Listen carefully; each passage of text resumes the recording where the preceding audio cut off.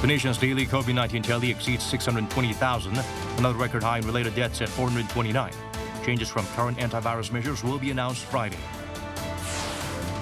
President-elect Yoon Suk-yeol's transition committee is now complete and could begin official duties this week, but no confirmation of final top office relocation plan. The incoming leader also completed phone meetings with all Quad heads of state to seek entry into the working group. Ukraine has been wrapping up efforts to deter further onslaughts, but Russia's attacks continue. South Korea is closing its temporary embassy office in Lviv.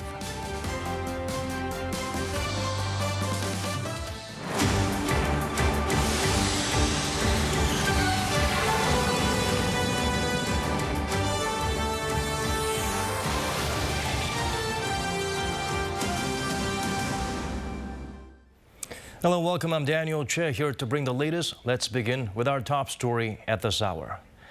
After 9 p.m. local time, more than 390,000 additional COVID-19 cases were reported. South Korea's daily virus tally was higher than any other country in the world last week. Still, the government is widely expected to ease distancing rules. Han Sung-woo starts us off. More than 1% of South Korea's entire population have contracted COVID-19 in a single day. South Korea has topped the 500,000 mark in daily infections for the first time ever, reporting an all-time daily high of 621,328 new cases on Thursday.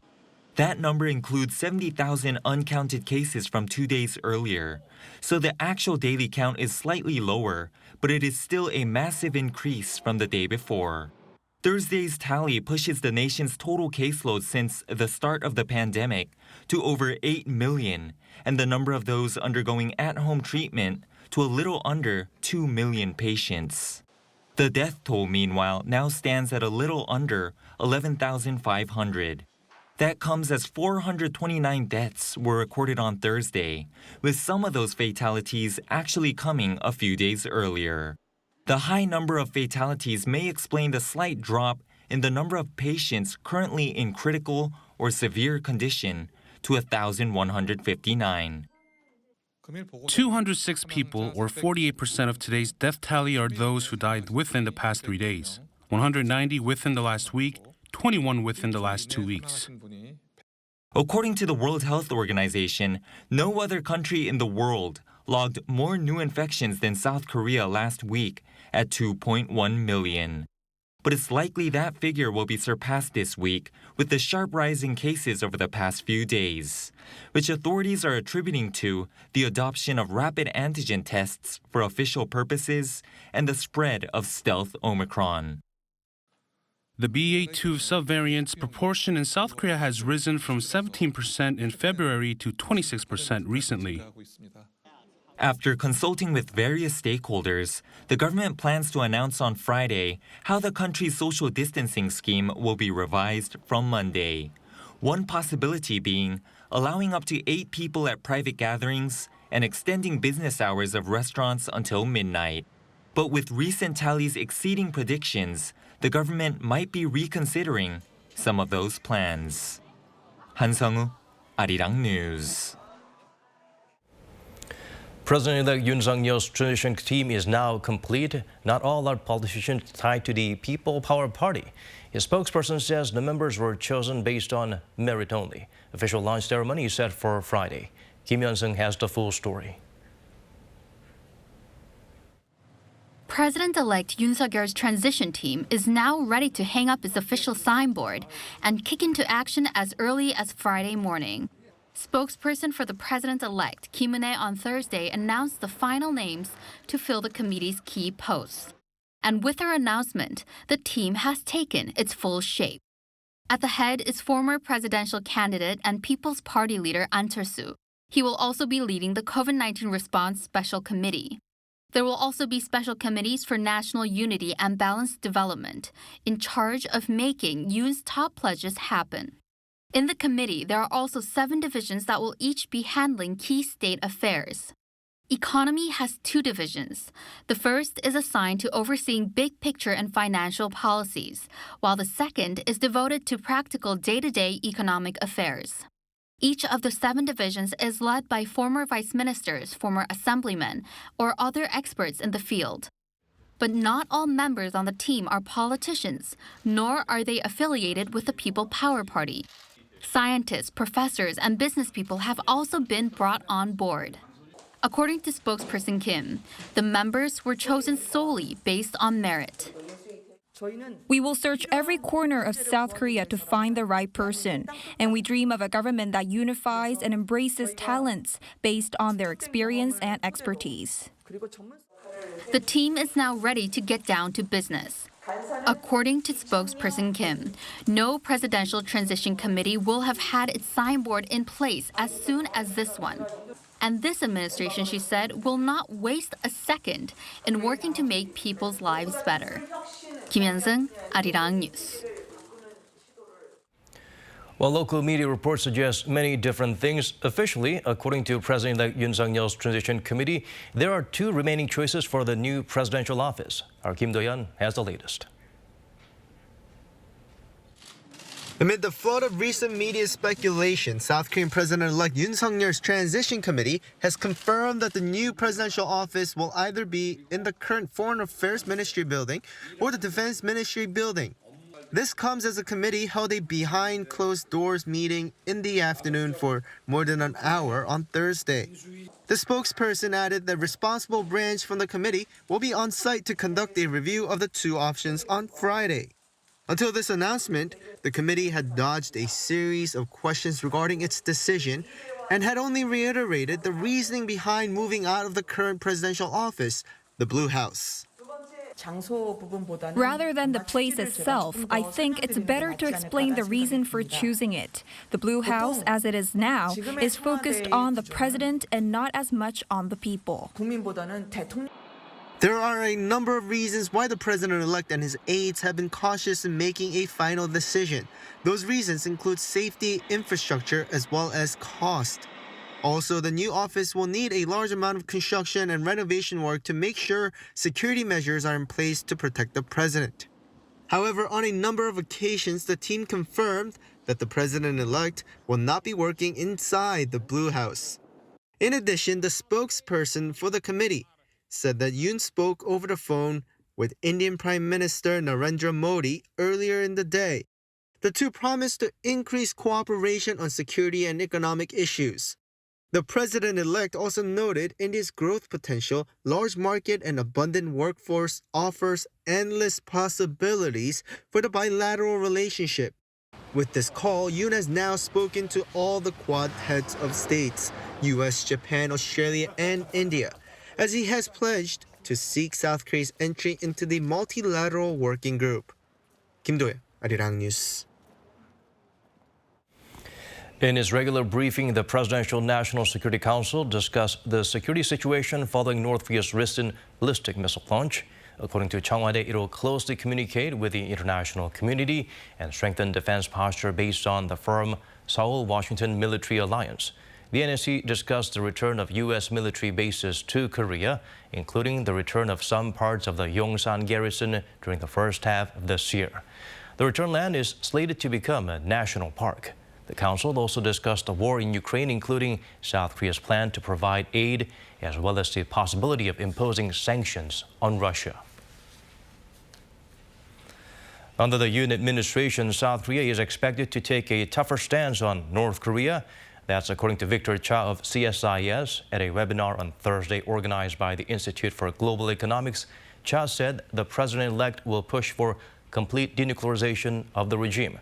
The senior advisor of the Washington-based think tank believes the administration will take a hardline approach, such as highlighting the importance of human rights issues. Cha also pointed out because of this, Pyongyang is likely to ramp up pressure on the Yoon government by carrying out more missile tests. North Korea seems to have added personnel in the regime's leadership with a focus on reviving its economy battered by the pandemic and sanctions. There has also been a notable reshuffle and reorganization within Pyongyang's military structure. Kim Da-mi provides a deeper analysis. The North Korean regime appears to have put more economy-related officials into the top leadership and reduced the number of military figures in an apparent attempt to revive its crumbling economy. According to a report titled North Korea's Power Structure released on Thursday by South Korea's Unification Ministry, the head of the North's National Planning Commission, who oversees and establishes national economic plans, has been named a candidate for the Politburo of the Workers' Party. Pyongyang has also upgraded its agriculture ministry to a state commission, the regime having made agricultural development a top priority in its ambitious 5-year plan. In the meantime, there have been frequent shakeups in the military, namely the dismissal of Lee Byung-chul and Park Jong-chun, numbers 1 and 2 in the regime's military structure. Leader Kim Jong-un fired them last July for what he said was their negligence. But Park was elected as a member of the Presidium of the Politburo and has now apparently become the vice chairman of the Central Military Commission. The Unification Ministry in Seoul said the reshuffle of the North's key military cadres is a way for the regime to highlight the party's instructions and policies. The ministry further identified Ju Chang-il as the director of the Propaganda and Agitation Department, in charge of coordinating the creation and dissemination of propaganda both internally and externally. The head of the Arts and Culture Department is not yet known, while the positions of chairman and vice chairman of the Supreme People's Assembly remain vacant. With several having been merged or disbanded, it's estimated that the party now has a total of 22 specialized departments. Regarding special occasions on the North's calendar, an official at South Korea's Unification Ministry said Seoul is closely following the 110th anniversary of the birth of the founding leader Kim Il-sung on April 15th and the 90th anniversary of the North's military, the Korean People's Army, on April 25th. Pyongyang usually throws big celebrations for events that fall on every 5th or 10th anniversary. 김다미, Arirang News.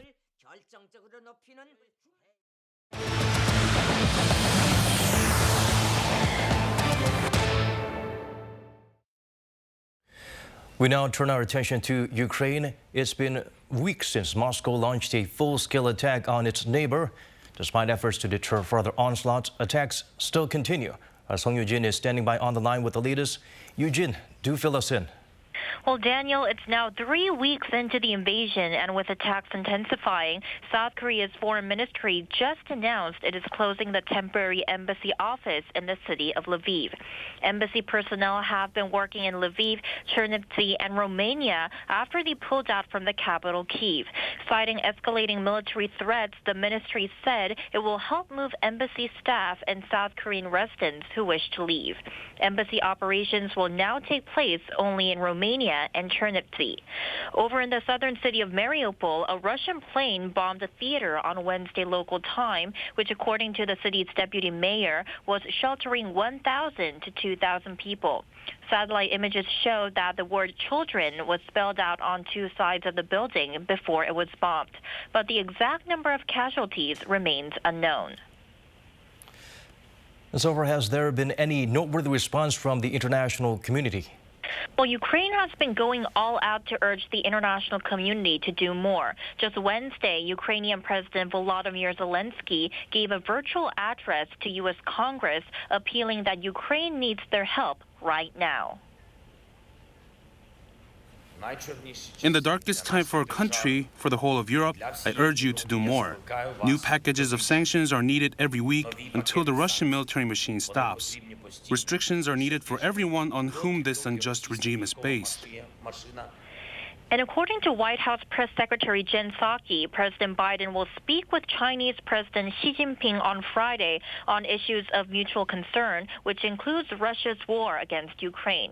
Meanwhile, to talk about the figure behind the attacks, there is growing suspicion from the West about Russian President Vladimir Putin's health. British newspaper The Telegraph reported on Wednesday local time that people who have been watching Putin since 2000 have said he seems, quote, bloated, irrational, and lacking the cold control he had shown before. These comments come after an angry outburst from Putin after he failed to reap an expected quick victory over Ukraine. But the Kremlin on Wednesday insisted that Putin is not ill. Speaking of Russia, we also have to talk about the potential impact of the invasion on Russia's own economy. Moscow appears to be struggling to prevent its first debt default since 1998. Yes, that's right. Wednesday was the deadline for the $117 million interest payments on two of Russia's dollar-denominated bonds, but multiple media reported there were no signs that the debt holders received their cash. Although Russia still has a 30-day grace period from Thursday, failing to pay or attempting to pay in rubles instead of dollars as required by the bonds could lead to a default. But Russia's finance minister Anton Silonov said Wednesday local time that the country had made interest payments for the two bonds in dollars. Following his statement, a spokesperson for the United States Department of Treasury told CNN that Washington would allow the payments to go through. However, even if the payments are processed, it remains unclear whether investors will actually receive their money, as the funds Russia used to make the payments came from its frozen foreign assets sanctioned due to its attack on Ukraine. That's all I have for now. Back to you, Daniel. All right, Eugene, thank you for those updates. We appreciate it. Moving on to other parts of our world, a powerful earthquake hit Japan's northeast coast near Fukushima, where a devastating tsunami caused a nuclear disaster over a decade ago. Local authorities say no abnormalities have been detected at the power plants in the area. Yoon Jung-min files us this report. A 7.4 magnitude earthquake struck Japan's northeast coast off Fukushima on Wednesday night, near the epicenter of the devastating earthquake and tsunami in 2011. The epicenter of Wednesday's earthquake was about 60 kilometers below the city. The quake was felt as far away as Tokyo. Shortly after it hit, an advisory for tsunami waves of up to 1 meter was issued for parts of Japan's northeastern coast, including Fukushima and Miyagi prefectures. I woke up a little before midnight, surprised by the earthquake. I always open the door so I can escape. There are reports of several injuries and deaths, and 2 million homes suffered a power outage. We have received reports of 4 dead and 107 injured, and the relationship with the disaster is currently being investigated. The earthquake struck a matter of days after Fukushima marked the 11th anniversary of the earthquake, tsunami, and subsequent nuclear disaster that devastated the region in March 2011. The Japan Meteorological Agency suggested the latest earthquake is an aftershock of the 2011 quake, but was caused through a different mechanism. Japan's Nuclear Regulation Authority inspected nuclear power plants in Fukushima and other regions after Wednesday's earthquake and said it has detected no abnormalities so far. A fire alarm sounded in one of the reactors at the now defunct Fukushima Daiichi power plant, but reports say there was no fire. Some tanks holding contaminated water at the Fukushima plant were out of alignment, but reportedly there was no leakage. Japan's NHK said water pumps for spent fuel cooling pools at another power plant in Fukushima were temporarily down, but those returned to operation soon after. The Japan Meteorological Agency also reported on Thursday afternoon a 5.3 magnitude earthquake near waters off Iriomote Island in Okinawa Prefecture. Yoon Jung-min, Arirang News. Moving on to other stories now, the U.S. Federal Reserve will raise target for short-term interest rates by 25 basis points, part of efforts to rein in the fastest inflation the nation has seen in decades. It's the first such spike since before the pandemic, with more to come this year. Here's Shin Yeon with a breakdown of the digits. For the first time since 2018, the U.S. Federal Reserve raised interest rates by 1/4 percentage point. The policy-setting Federal Open Market Committee on Wednesday decided to increase the federal funds rate to a range of 0.25% to 0.5%. For consumers and businesses, this increase in short-term interest rates will mean higher rates for loans. Fed Chairman Jerome Powell explained that the measure is to restore price stability amid sky-high inflation that has been running at the highest levels in 4 decades. Powell expressed some optimism, forecasting that the hike in interest rates would be a stepping stone for stable growth. Although the invasion of Ukraine and related events represent a downside risk to the outlook for economic activity, FOMC participants continue to foresee solid growth. As shown in our summary of economic projections, the median projection for real GDP growth stands at 2.8% this year, 2.2% next year, and 2% in 2024. But the GDP growth projected for this year is lower than what had been forecast in December. Back then, Fed policymakers had expected the economy to grow by 4% at a time when the biggest economic threat was thought to be the pandemic. But now, the Fed has detected new risks facing the global economy, mainly the invasion of Ukraine and spiking commodity prices. Finance experts in Korea also shared their thoughts on what the Fed's decision means for the Korean economy. Raising interest rates in the U.S. may not directly affect us right now, but they can impact how South Korea changes its own rate policies. We need to consider hiking our interest rates because we're also seeing high inflation and weakening Korean won. We expected the Fed to increase interest rates, so our financial markets were relatively prepared. But South Korea will most likely raise its own interest rates as well. This will then increase commercial lending rates, which could exacerbate our household debt burden. The Fed has signaled the possibility of 6 more interest rate adjustments between now and the end of this year. This comes as they expect inflation to remain elevated at 4.3% until the end of 2022. 신예은, Arirang News. Over in Michigan, top trade officials from Seoul and Washington met to discuss ways to strengthen the resilience of their supply chains.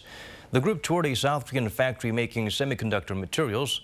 They also agreed to strengthen cooperation on economic security. This comes a day after the two countries celebrated the 10th anniversary of their FTA. Ji-young tells us more. Trade representatives of South Korea and the United States have agreed to strengthen their ties on supply chain resiliency. South Korean Trade Minister Yoon Suk-yeol and U.S. Trade Representatives Catherine Tai on Wednesday local time jointly visited a SK Siltron factory in Michigan. Their meeting comes the day after the 10th anniversary of the Free Trade Agreement implementation between the two countries. They shared their views on the need to work together on economic security and strengthening supply chains of major products, including semiconductors and batteries. USTR Tai said that she's excited to know SK's investment of $300 million in Bay City, Michigan over the next couple of years is expected to boost employment and semiconductor production capacity in the region. She added that this investment is an excellent example of how the two countries can benefit from harnessing innovation and talent and also create quality jobs along the way. Ye said that he and his counterpart agree that the factories in Michigan would be the best representation of the Seoul-Washington Economic Partnership moving forward. SK Siltron manufactures semiconductor materials including silicon carbide wafers and materials for lighter and more efficient chips. It is under South Korea's SK Group, which acquired the Auburn plant from Dow DuPont in 2020. Then SK in July announced that it is to invest an additional $300 million to establish a second manufacturing facility in Bay City. The facility is due to start running later this year. The company says when the production facility becomes fully operational in 2025, the production capacity in Michigan is expected to increase by up to 4 times from the current level.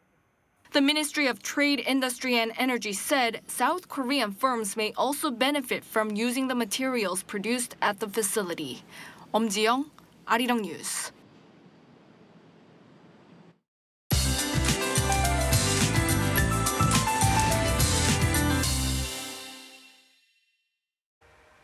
Showers have extended nationwide as of this evening. We'll see a brief respite from the rain tomorrow daytime, but skies will stay murky across the nation. This round of rainfall will continue into Saturday. Most inland regions, including the capital, will see 10 to 40 millimeters of rainfall. Jeju Island will see downpours of 30 to 80 millimeters. For Gangwon-do province, where temperatures are much lower, snowfalls in the forecast. For mountainous regions, heavy snow advisories are currently in place.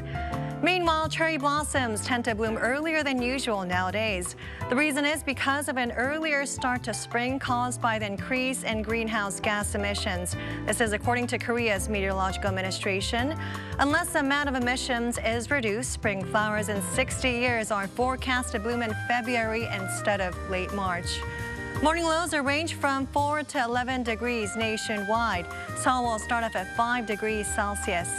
As for the daily highs, Seoul will get up to 11 degrees, Gwangju 14. Daejeon and Busan will make it to 10 degrees Celsius.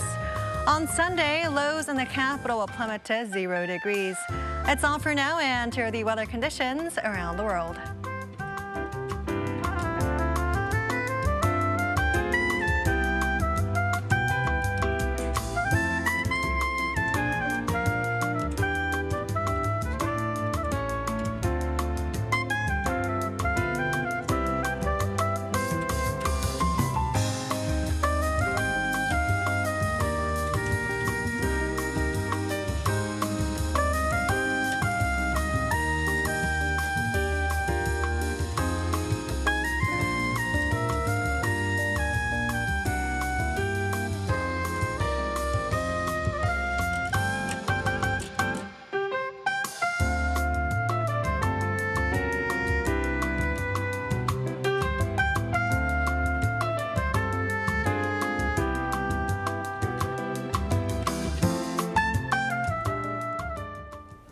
It's time to wrap things up. As always, thank you for staying with us.